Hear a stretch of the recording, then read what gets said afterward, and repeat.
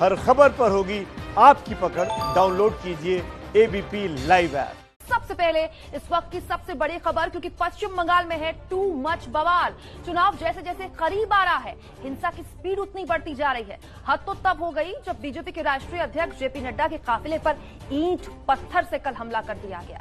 नड्डा पर हुए हमले के बाद ममता की माटी पर महाभारत छिड़ी हुई है।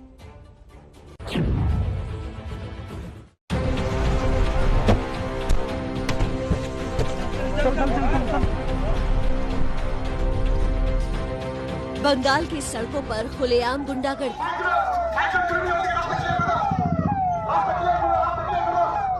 चुनाव से पहले बंगाल में चरम पर हिंसा।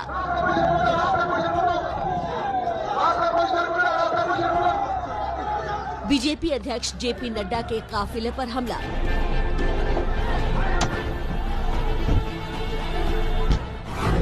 बीजेपी महासचिव कैलाश विजयवर्गीय पर भी बरसाए पत्थर।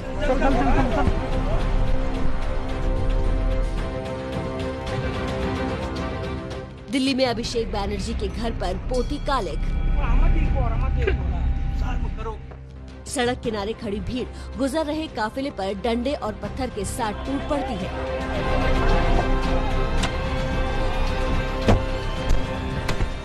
काफिले में शामिल कार पर पत्थर और ईंट से हमला किया जा रहा है। पीछे चल रहे बाइक सवार को घेरकर भीड़ टूट पड़ती है।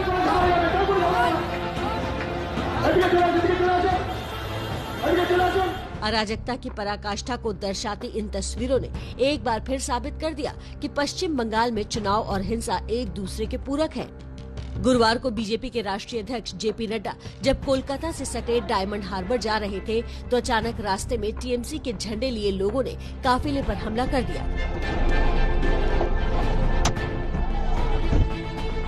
काफिले में पीछे चल रही बीजेपी के महासचिव कैलाश विजयवर्गीय की कार पर बुरी तरह हमला किया गया।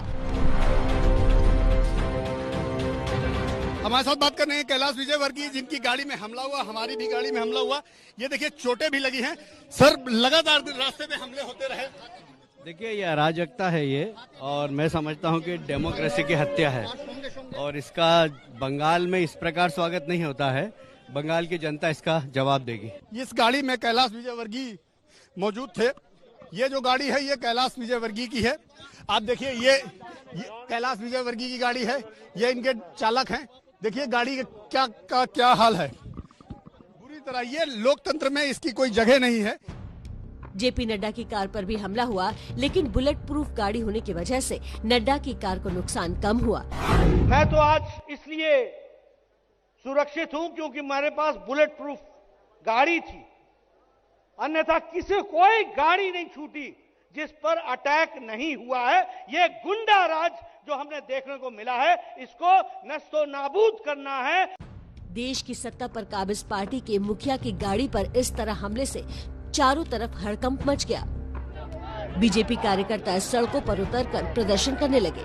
टीएमसी पर गुंडागर्दी का आरोप लगाकर नड्डा ने भी ममता सरकार को उखाड़ फेंकने का आह्वान कर दिया।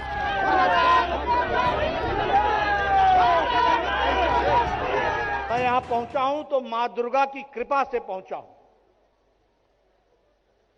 टीएमसी के कार्यकर्ताओं ने और उनके गुंडों ने कोई कसर नहीं छोड़ी थी प्रजातंत्र के गले को दबाने के लिए, उसको समाप्त करने के लिए। कि ये गुंडा राज, अराजकतावाद, ये ज्यादा दिन नहीं चलने वाला है। ममता जी, आपकी सरकार जाने वाली है और कमल खिलने वाला है। इस बात को हमको समझना चाहिए। दरअसल गुरुवार को जेपी नड्डा के बंगाल दौरे का दूसरा दिन था। बीजेपी अध्यक्ष नड्डा ममता बनर्जी के भतीजे और टीएमसी सांसद अभिषेक बैनर्जी के लोकसभा क्षेत्र डायमंड हार्बर जा रहे थे जब उन पर हमला हुआ।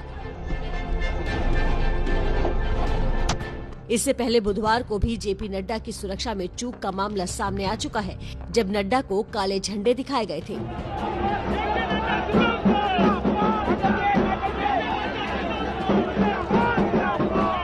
बीजेपी इन सारी गुंडागर्दी का गुनहगार ममता की पार्टी टीएमसी को बता रही है।